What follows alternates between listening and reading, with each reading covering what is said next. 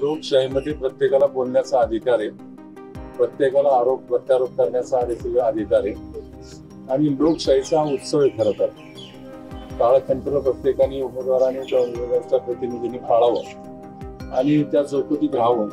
परंतु लोकशाहीमध्ये बोलण्याचं स्वातंत्र्य या देशामध्ये दिलेलं आहे, परंतु त्या स्वातंत्र्याचा वापर कशा पद्धतीने करायचा ते प्रत्येकाने ठरवायला पाहिजे.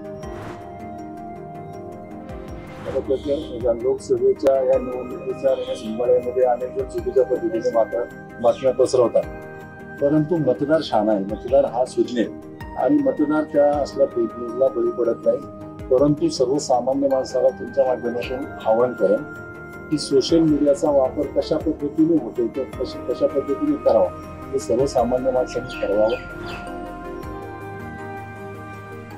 त्याच्यावरती मोदीजींच्या नेतृत्वाखाली त्या फेक न्यूजवरती त्याच्यावरती आता कायदा होईल आणि ज्या पद्धतीने चुकीच्या पद्धतीने ज्या फेक न्यूज आहेत त्याला पण आळा बसेल. कारण त्या बाबतीमध्ये लोकसभेमध्ये अनेक वेळा चर्चा झाली आणि त्याला कायद्याचं रूप देण्याचं काम हे खरं तर केंद्रीय मंत्रिमंडळाने केलेलं आहे आणि भविष्यामध्ये ती कायदा देखील